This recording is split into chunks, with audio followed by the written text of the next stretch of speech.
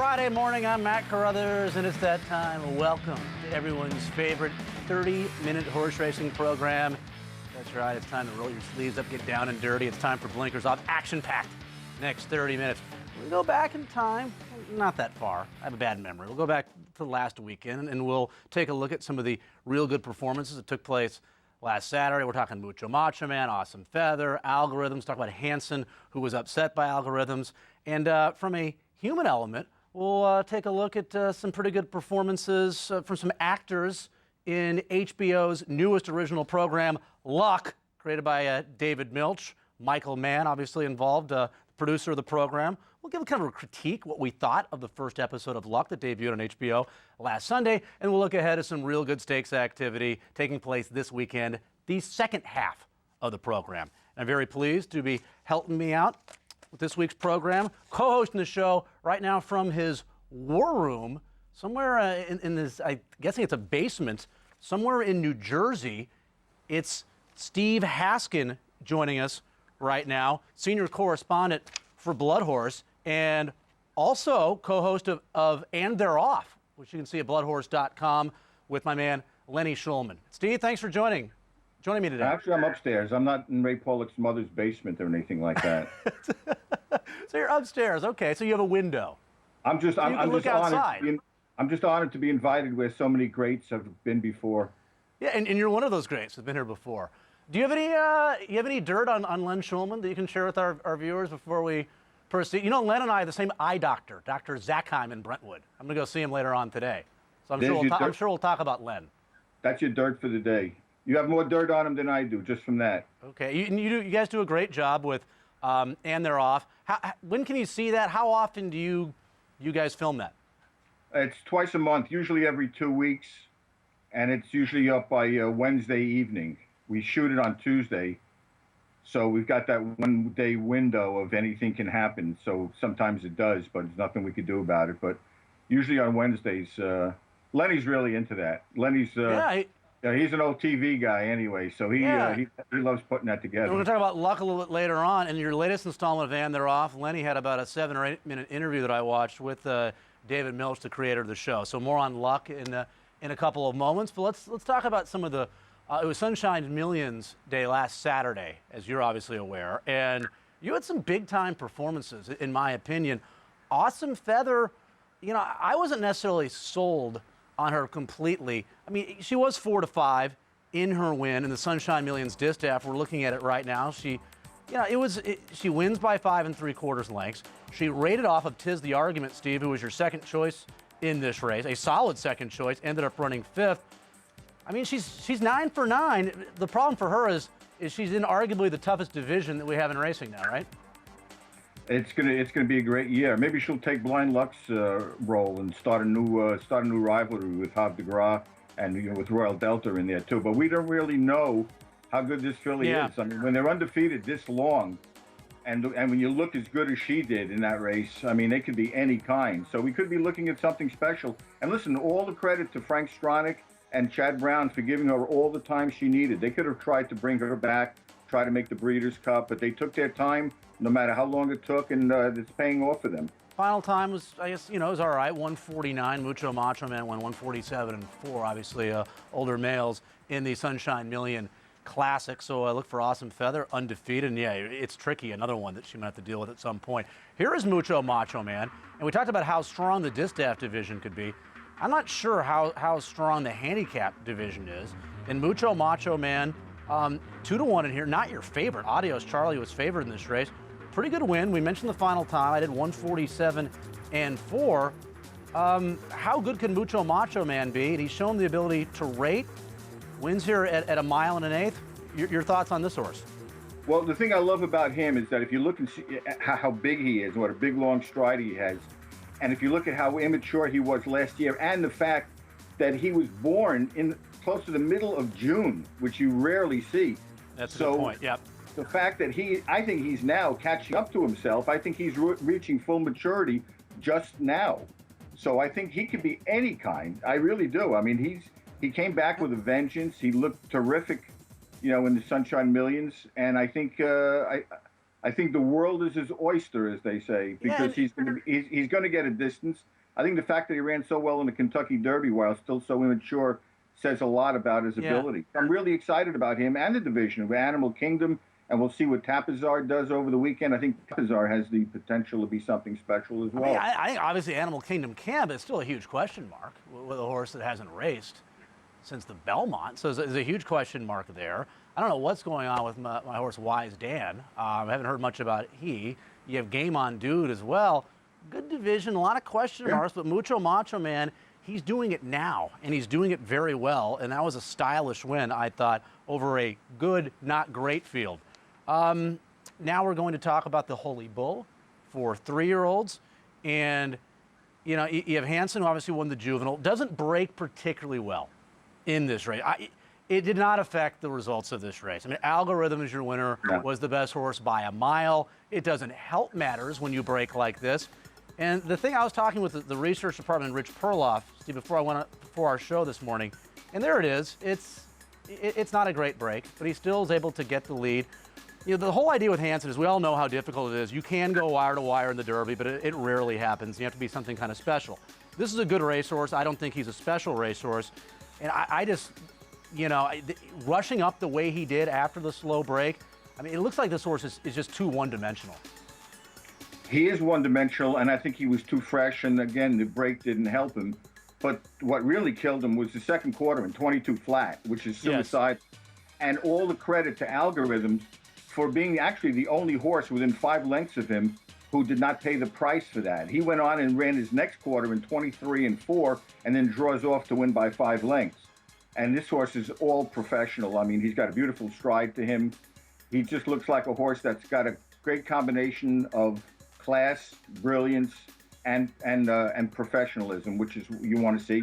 And he has the pedigree. Even though he's a half-brother to 2 sprinters, they were by sprinting sires. He's by Bernardini.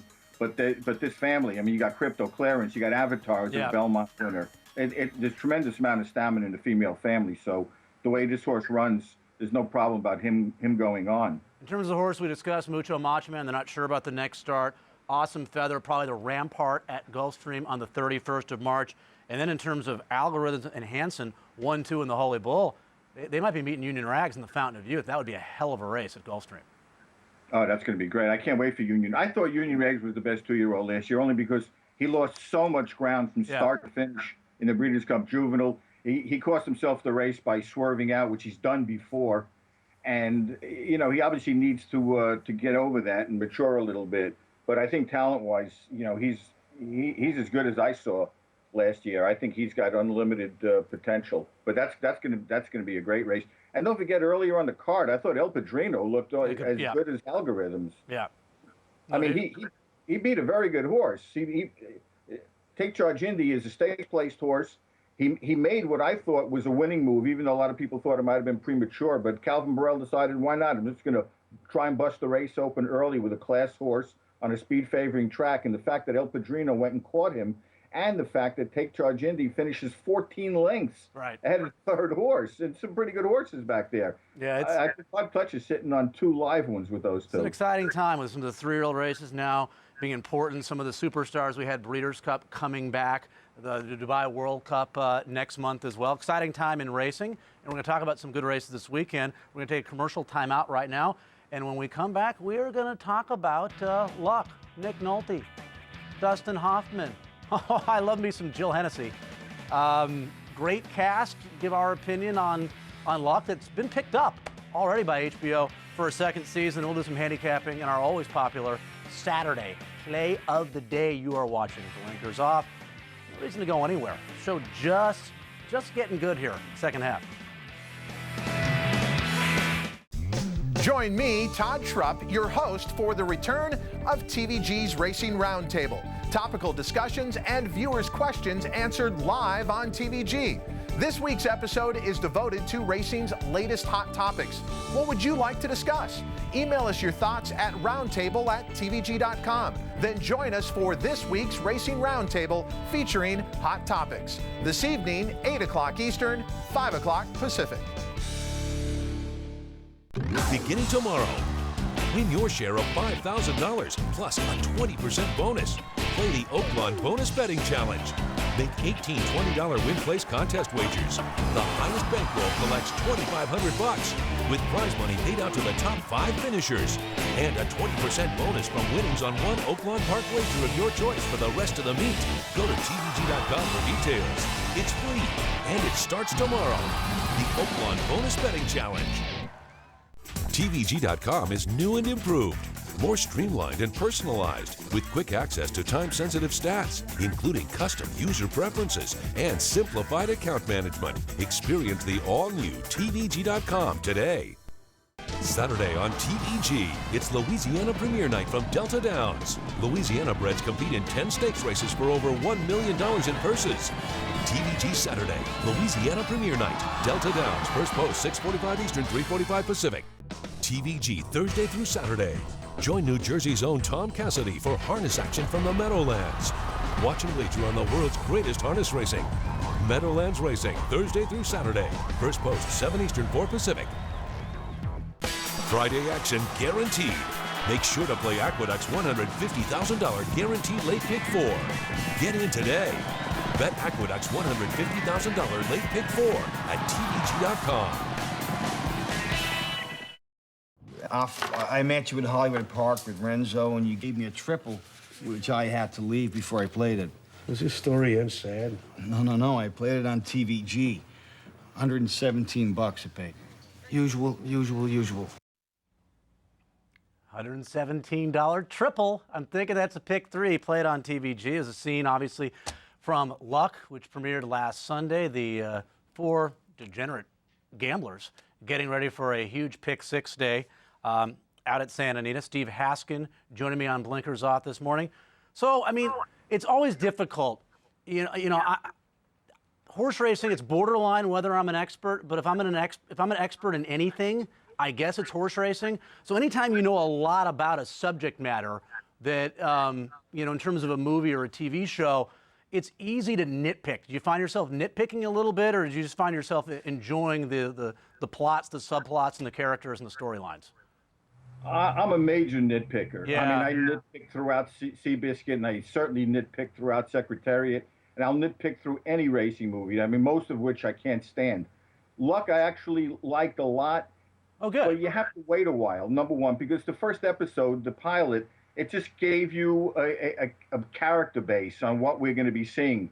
There really wasn't a strong plot, just a little, little vignettes on each group of characters. Yeah, Dustin Hoffman plays Ace, who is imprisoned for 3 years, who gets out, and he has this horse that he thinks is his next superstar horse, and here he is having a meeting with one of his, I guess a boss of his before he went away for some time. For some reason, he got very angry in this scene. I wasn't really sure why he was so. For the whole show. He ripped his shirt off, I think. We saw a little skin from Dustin Hoffman. But we didn't see that much of him, so I think his character is going to be concentrated more on in this upcoming episode. I love John Ortiz. I thought he was really good as a trainer, Escalante, who's based on trainer Julio Canani, and I guess John Ortiz kind of followed Canani around for weeks and weeks. I thought he was really, really good in it. And then you have Nick Nolte, who's been great in so many films. And, Nick Nolte, plays a trainer who's been in the game for a long time, a lot of ups and downs, has never had that super horse, and thinks that he finally has that super horse. And I think we're going to show the clip of Nick Nolte clocking this horse in the morning right now. And again, it looks like it's about 2 in the afternoon, but there's not a lot of activity on the racetrack. But that was a good scene. No, that was a good scene. I liked his reaction when he he actually gave a legitimate final 1/8 of a mile, and not something stupid. Right. But what I liked about it is that there was a minimum of stereotypes. There was great character development, and I thought the dialogue was brilliant. Even though I think the inundation of racing vernacular is going to leave a lot of non-racing people confused. I mean, it was shot great too. I mean, you could just tell you could tell it had Michael Mann's prints all over it. So overall, I liked it. The only thing is, And Mr. Milch, obviously with his background in racing, owned 2 Breeders' Cup winners in Gilded Time and Val Royal. He knows the game really well. There are a couple of things that probably most people didn't notice, but I'm like, why not get it right? I mean, the pick 6, the jackpot they have, $2.25 million. I mean, if that's the jackpot, they're going to bet almost $5 million. So there's one winning ticket. It's not going to pay $2.6 million. So it's just little things like that bothered me a little bit. The guy who hit the pick 3, the triple with TVG, he's the same guy that doesn't even know who he's rooting for in the last leg of the pick 6. So, but again, being a little bit nitpicky. The one thing I liked their single in the pick 6. Because I can hear guys at the bar, conspiracy guys saying, hey, this horse is going to run. Hasn't raced in 2 years, training very slowly. They go to the bug guy. They're going to bet this horse. I kind of like that angle they used in terms of how they took down that big pool with the single that was the big price. Yeah, I don't know how many people would have singled that horse, but for TV purposes, it was a great single. Plus they screwed up a little bit on the tote board giving the prices. I think at one point they had the horse that won at like $300,000. Next thing you know, it's $2.6 million. So that grew quite a lot. I remember one of the mutual tickets had the name of the horse on it. So this is it's not exactly the Kentucky Derby. I could have done without the gratuitous horse breakdown, but I mean it seems like everybody's compelled to use those in racing movies for some reason. I don't think it really needed that. And they definitely didn't use the bug boy for the weight allowance. All right, we got to move on right now. Handicap some stakes races for Saturday. Oh, we're going to take a look at picks recaps first. Okay. Thank God. We're going to win place this year, by the way, Steve, and it's been saving me. I've had price horses running second. Not the case with Jimmer Fredette, who was third at 7-2 in the evening attire. Not getting a lot of playing time in Sacramento as well. River Bear bet down to 9-5. And then Turfway, which is so difficult. I mean, Turfway is the easiest track, I think, in the country to like a horse that's going to run, that could run 9th, 10th, or 11th. Play of the day, Rain King ran second. I'm minus 1670. That would be a 7-1 shot. We move into some handicapping. We'll begin with a pretty good 3-year-old race in New York where the weather's supposed to be nice. Grade 3, $200,000 event. Alpha, I thought he looked good in the Count Fleet. This is a better group of horses he's facing. And to me, he should be the favorite, but I'm going to try to beat him at even money. What do you think? Yeah, I mean, listen, I have nothing to lose here. So, I mean, I'm not going to pick any even money or 4-5 shot in here. So, for the purpose of this show, I'm going to try and beat him as well. But I think he's certainly by far the class horse in this race. I really liked him last year. The Breeders' Cup Juvenile was a throw out. He actually bled in that race. Yeah, I bet him in that race. So where are you going here? I'm actually going with Tiger Walk. Oh, we agree, Steve Haskin. Lucky you. Wow. Well, what I like about this, first of all, I have a lot of respect for Laurel Park shippers. And, his trainer, Carothers, he's a 24% trainer last year. I also liked about this horse is that he looks like he's on the improve. He came back after breaking his maiden on the turf, and he came back against winners and won very impressively. He improved his buyer 22 points, and he came home his last quarter in 23-2.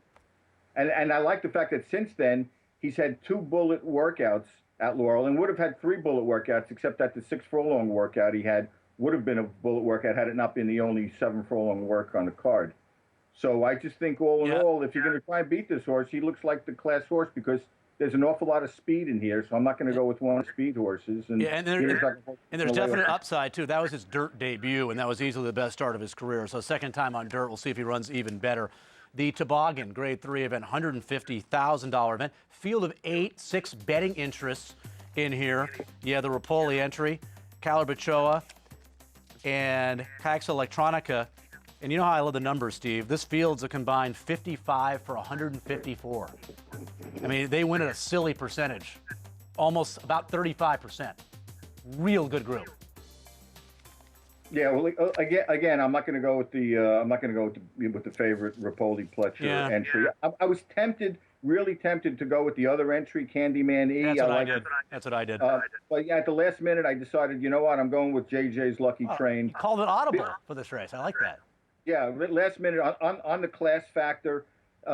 They've been running him at 6 furlongs. He hasn't been winning, but he's going to be coming from off the pace. He showed too much speed running against Royal Courier, who's the fastest horse at Philly Park by far. And I just think that now he's going to be able to come off the pace and that class factor. And he's a horse that could run him down in the stretch. I just like the fact that he was a classy 3-year-old, and I use that slightly over the fact that the Candyman E is coming off of those 4 straight wins. That audible, very Peyton Manning-esque. Oops, I did it in honor of him. Candyman E, his best performance was off the exact same layoff. So, I mean, the 3.5 months doesn't bother me. His best race was off the 3.5-month layoff. So I'll go with Candyman E, very minor upset in the Grade 3 toboggan. We move to our spotlight, the Essex from Oaklawn. And I think they're supposed to get a lot of rain in Hot Springs, Arkansas. So I handicapped this race like it's going to be a sloppy racetrack for our spotlight. Field of 7 in this race. 5 of the 7 horses are coming out of the 5th season. Are you going to go with a horse? Well, you're probably going to go with one of the horses coming out of that race, since most of the field's exiting that race. Well, I hate that, number one. I hate when 5 out of the 7 horses. I'm not a big fan of it either. You know, which leads you to believe that Alternation, again, he's the class horse in the race, and he's the go-to horse. But actually, I did go with one of the 5th season horses. I went with Twice the Appeal. Look at me and you together again. Twice the Appeal. You see, we could almost have 3 in a row if I stayed with Candyman E. Wow. But the thing I like about Twice the Appeal is that, you know, he's of all the horses in that race, he's the horse that's most eligible to improve off that race. For sure. You know, you look at his race in the Sunderland Park Derby. Look who he beat in there. I mean, he beat Astrology, who wound up 3rd in the Preakness. He beat Ruler on Ice, who wound up winning the Belmont Stakes. He drops 6 pounds. He gets his jockey from the Sunderland Park Derby back again, Santiago.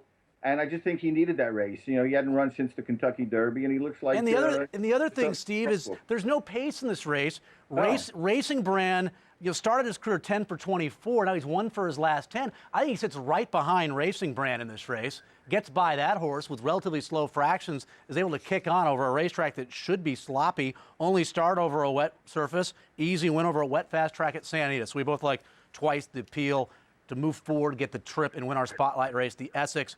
As we move on to the Webbin Gem from Turfway Park, my man Ben Revere with the best one, I think, in 2011. He'll be playing left field for the Twins this year.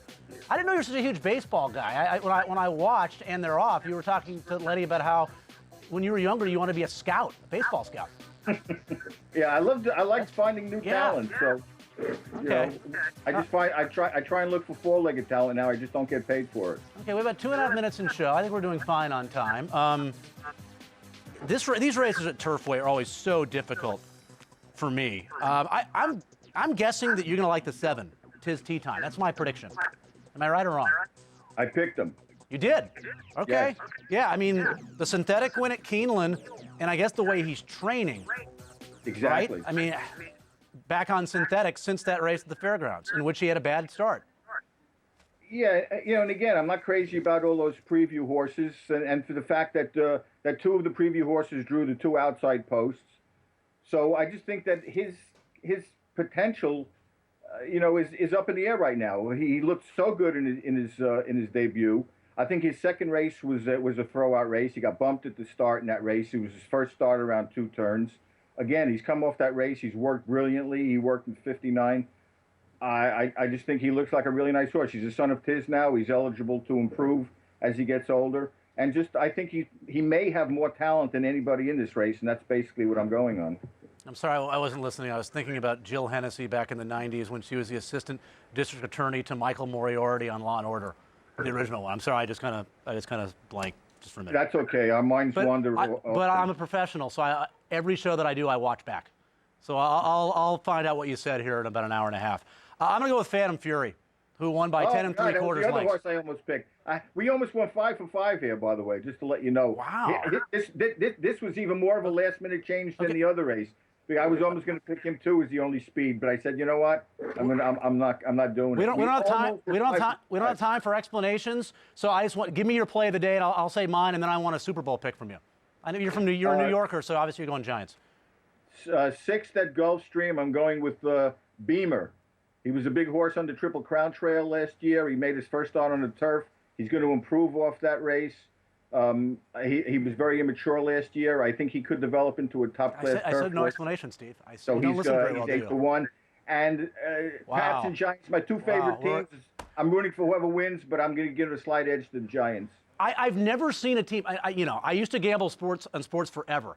The Giants are underdogged in Vegas. Everyone's picking the underdog to win. Everybody. I like the Giants, but the contrarian in me says the Patriots are going to win because everyone likes the Giants. By the way, Diamond District is my play of the day. The 3 in race 10 at Aqueduct. We're done. I'd like to thank Steve Haskin, senior correspondent from Bloodhorse. We'll do it again next time. Take care.